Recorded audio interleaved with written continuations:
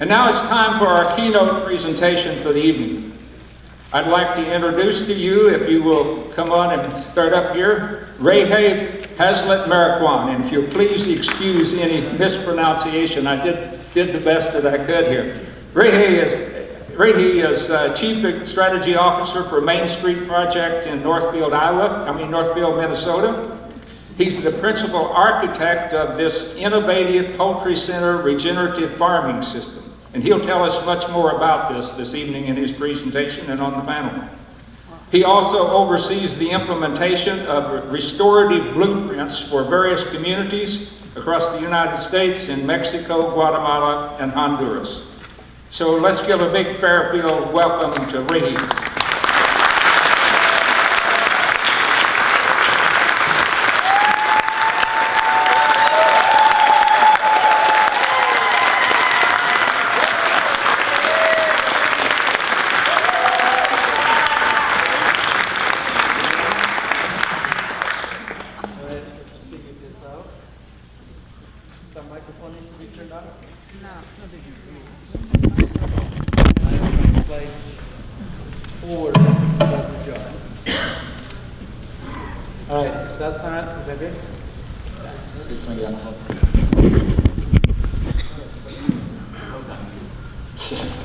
Muted. I know about that. Well, thank you very much for this warm and awesome Fairfield welcome. Is the projection gonna start? Do I forward it? Or do you forward it? There we go, finally. And it's not gonna forward from here, is it? Oh yeah, it is. Okay, so first of all, thank you again for this warm welcome. I have been here before, and I really like this town. If I had to move anywhere, this is the place I would move to. Definitely. I'm going to tell you more than give you this, traditional keynote where people go through a lot of data and stuff like that. I'm going to just go back to my traditional storytelling. Okay, I come from a storytelling tradition where we have built over centuries, this wealth of knowledge and wisdom, which has nothing to do with getting PhDs or master's degrees at universities, but it's one of the most useful things we have ever done in the face of what we are encountering today in a degenerating world. That wisdom is really what is lacking today in all of the knowledge that we have floating around. In fact, if you take a look, most of the systems that are being deployed around that you are now having to fight, they were not designed and deployed and engineered by the folks who come from humble beginnings or from humble communities or that are just trying to make a living. Most of them, if you look back, most of them got PhDs and masters behind their names. And that is a testament to the whole world we live on today, where knowledge has now been corrupted just the same way as many other systems in our society, and turned away from wisdom. If there was wisdom applied to all these processes, you would have no CAFOs here without JFAN having to be fighting them. If there was wisdom behind the way we plan. Because food is... Thank you. So my story comes from actually not from producing and not from consuming and not from buying food. My story comes from producing, buying, and consuming nutrition. Very different thing. What we buy today at the store is primarily what I call fill. It's not food. Because food is supposed to nourish your soul, your body, and your spirit. And the spirit is among the three the most important. And when your food comes from a degenerating system that destroys the societies where it's grown, the communities, the ecology, and the social fabric that those communities depend on, that food is going to impoverish your spirit as well. So, that's my story. That's where we're going to start. This is where this way forward came for us. I am the product of chickens, literally. And here's why. I grew up in extreme poverty, hungry every day for at least up to the time that I was 7 years old. But the one thing we always had, and is the only reason I was able to develop neurologically enough to be able to not become a statistic in Guatemala, was because we had eggs and we had meat from chickens. And that was one thing that nobody could take away from us, and we didn't have to purchase, so we didn't need to have money for. And so from that, we did many other things. And here we are today telling you the story of how the chicken can actually change the world, and how regenerative agriculture in general, especially when it has to do with animals, is actually the way forward. So I'm going to show you some of these facts and numbers, and still make it more like a traditional keynote, as you probably are used to. And if this thing would forward for me, first of all, well, it's got a little bit of delay time there. This is our team in Minnesota. Overall, we have 75 people directly connected to our system, over 150 indirectly connected to our system, and we have now operations in Guatemala, in 4 regions, in Mexico and San Miguel de Allende, distributing products all the way through Mexico City, with over 350 farms associated in that operation. And our main operations out of Minnesota, where we are now deploying a southeastern Minnesota cluster of farms that is intended to produce significant products, but also significant regeneration to that region. And it's part of my mission to be here tonight to actually engage in deploying a cluster in this region. And you will see what that means in a minute. But it does start one chicken at a time. Now, the most important thing, and I start with this always, is that we need to have a clear destination. What is it that we want to do? In Guatemala, by the way, we have a saying that says, if you don't know where you're going, every bus takes you there. So we got to know where we're going. And for us, this is where we're going: to produce healthy, nutritious food, to restore and enhance the ecological systems, to sequester carbon, because we got too much of it in the air, as you well know, clean the waterways, eliminate toxic inputs, deliver ag-based resilient economic development opportunities for communities, and especially alternative systems so farmers can latch on to a new way of using their land and resources and their God-given right to be on earth. And especially the dignity of being a farmer, which has nothing to do with CAFOs.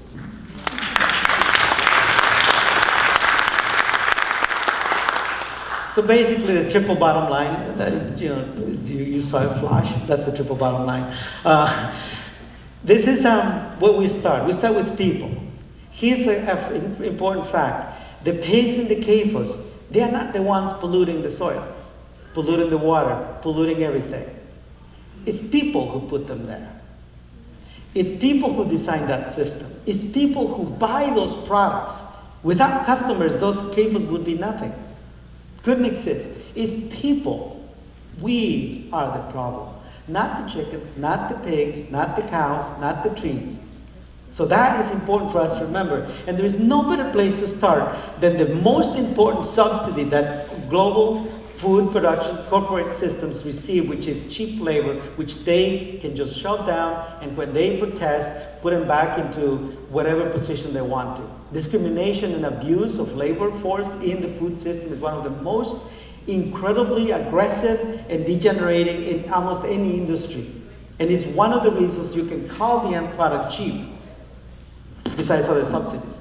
But this is the biggest one. So we started with people, and who are they? Well, mostly immigrant farmers. And so we design for the immigrant farmer first, but also we design for the farm workers. We also design for the established farmer who wants to join our system, for the folks from the processing, aggregation, and distribution, and so on, up the supply chain.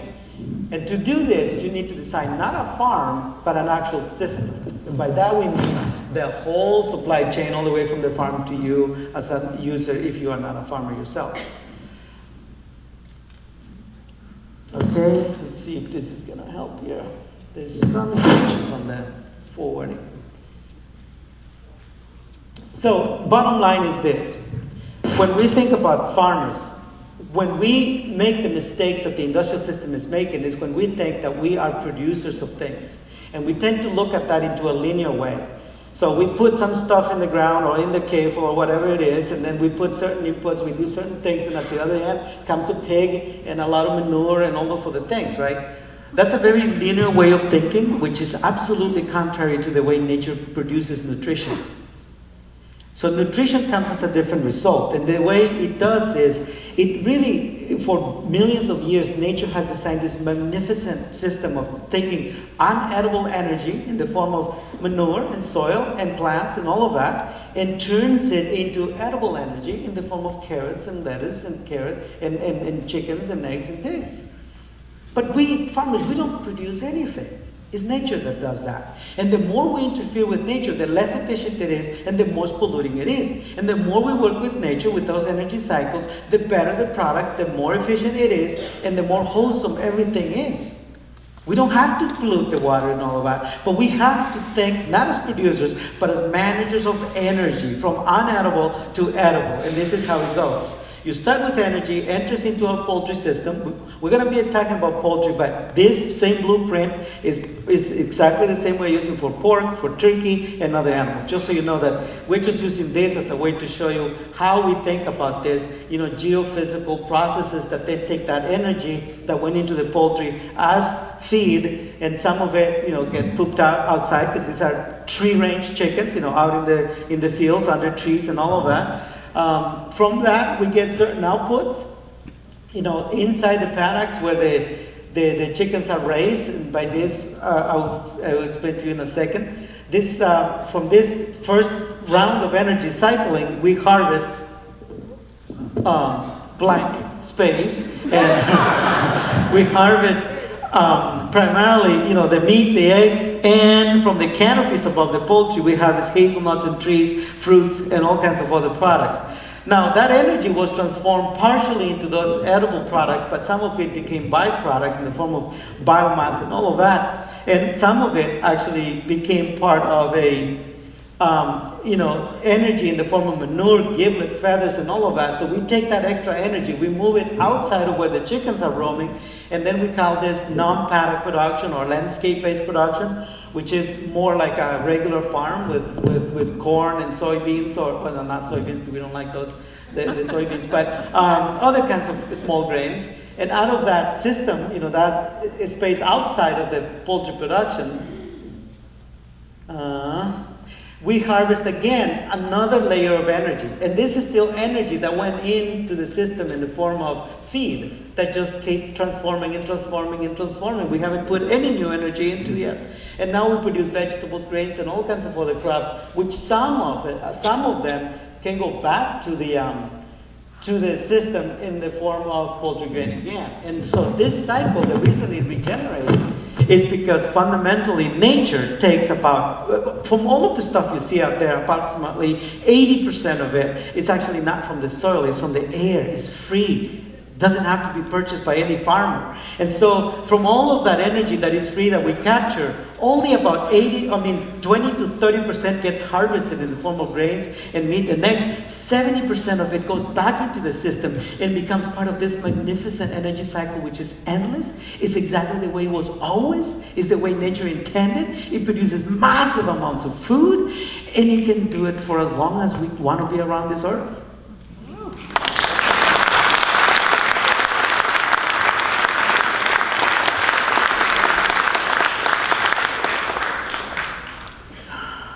So I don't want to go too far over time, and I only have 3 minutes or so. But I did get authorization to go like 1 minute. So here's, to make it simpler for you to understand, this is what a production unit looks like. We got buildings just like regular production, but we put the chickens outdoors. And so there's 2 paddocks. They are planted with perennial crops. We call them canopies. In those canopies, we plant hazelnuts, elderberries, native species from any ecology we go. So in Mexico, we use certain species. Here we use other species. It doesn't matter. The key is that this system can be applied at 1.5 acres for meat chickens and 3 acres for egg layers. We can apply to almost any of the 500 million small farmers who own under 10 hectares that produce 70% of the food that we eat today in the world, according to the UN. The key is it's compatible to every farmer, but also, if you've got a larger farm, it also works for you, but it doesn't discriminate against the small farmer. And that is a fundamental thing, because we normally design for this side of the population, and it discriminates against the rest of it. When we design for the other side, it just happens that it never discriminates against the other side. And that's the way we approach this. So anyway, this is just to give you a picture of what a production unit looks like. But fundamentally, that production unit gets aggregated in a farm, 2, 3, 4, 5 production units, and then you take many farmers in a region like Jefferson County, and you put them together into what we call a cluster, and out of that cluster, you get the foundation for a multiple level enterprise system integration. So you get the poultry, both meat and eggs, you aggregate processing, you bring back grain processing, you aggregate the producers of grain, you put together all of these different components. Now you got manure management instead of manure pits. All of this is managed because it's energy, is money we already spent. So we don't want it to go into the soil or into the water. We want it to be put into another production system that is part of the same flow. And so the energy equation also turns into an enterprise design and rural development strategy, with a capacity to integrate from 14 to 20 different enterprise sectors that together can turn $1 into up to $12 instead of what we get today, where we put $1 into a farm, and as a whole, as a community, we get 75 cents, which means we get 25 cents less than we put in, and that's why we have to subsidize the systems with taxpayers' money, with our own consumer money, and with cheap labor. That's why we have such a degenerating situation, is because we never aggregated it for economic and wealth creation, but rather we aggregated it for the pure purpose of extracting nature's wealth and turning it into the hands of a few.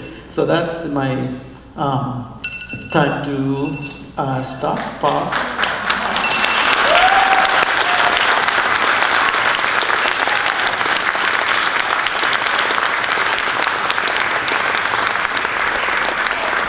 So this generates the need for system-level services, enterprise management, financial, land access, cooperative R&D, training, extension, PR, you name it. Everything exactly the way we design economies, with the difference that it regenerates instead of degenerating.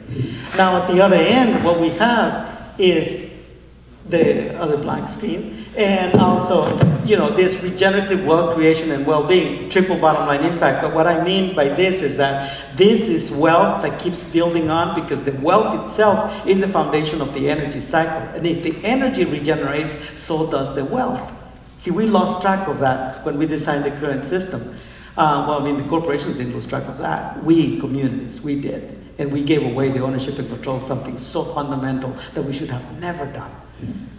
Hazelnuts, these are now part of our system. So now we can deploy pork production, because pork fed with hazelnuts is one of the best freaking pork you could ever eat.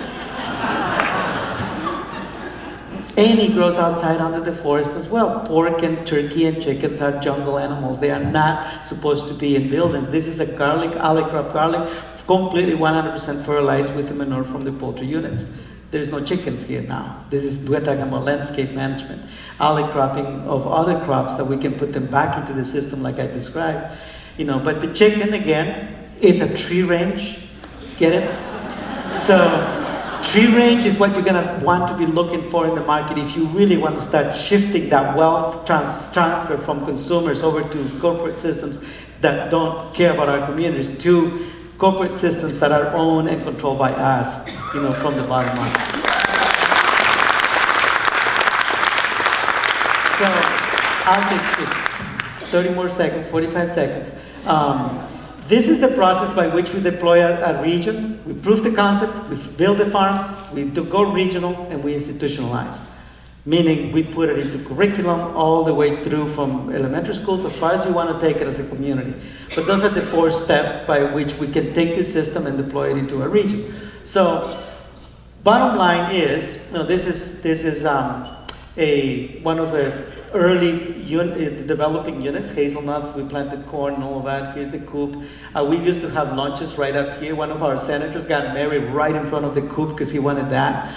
So no smell, none of that fall stuff, and a lot of really beautiful space to enjoy your backyard. This is a 0.6 production unit. In 2011, I grossed $45,000 worth out of this unit. 0.6 acres. This is our 100-acre Main Street demonstration and training farm. This is going to have, 7 production units. Some of you have come and visited this place, and I invite more people to come and do. Here is the blueprint of a actual production unit with doors for the chickens to go outside. This is the solarium where they spend part of the time in the cold area, in the cold season. And these are the doors that they go in and out to the main insulated area. The key is to keep them outdoors. And so, with this, I'm going to skip all of the details, but as I go, take a look at how we have calculated all of the P&Ls and all of that already, so that as farmers come into this, we know that an estimated income per production unit, for meat birds is approximately $41,000, with $33,000 of that going straight to the farmer who grew the chickens, and the rest of it going in different places, including up to $7,500 worth of hazelnuts that the chickens weeded and fertilized themselves. This gives us an average of around $27 per acre, which is, in farm language, if you're a farmer, you will know that's enviable. In the case of eggs, upwards of 3,000 egg layers per unit puts us at around, $66,000 per acre of income on one of these units. So we're not talking about little farms here and there, Now, if we go there and think, okay, well, let's develop a cluster and let's put 250 of these units, we can produce upwards, okay, please don't fail me right now, deploy up to 5,000 acres in this process, over around 375 in actual poultry producing, and the rest in those other crops that I mentioned before. We can produce easily as a launching pad up to 1.1 million broilers under this system, with in pounds of 4.5 million out of this, with this daily processing. With a mobile processing unit we're deploying in Minnesota, we can process up to this much, which means we can have 2 of those or build a bigger unit, creating real jobs, well-paying jobs and all of that, provide supply demand for the farmers who grow the grain, and build, take back around $20 million worth of broiler market with this very, very small 5,000 acre blueprint. A lot of farmers around here actually own 5,000 acres themselves.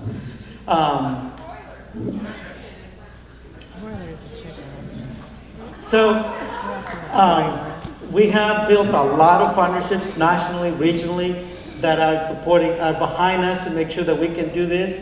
And bottom line, what I wanted to say today, the message of all of this, I know I can't give, do fairness to the amount of information and storytelling I wanted to do, but the bottom line is we do not need CAFOs. In fact, animals were not designed to be in confinement. So thank you very much.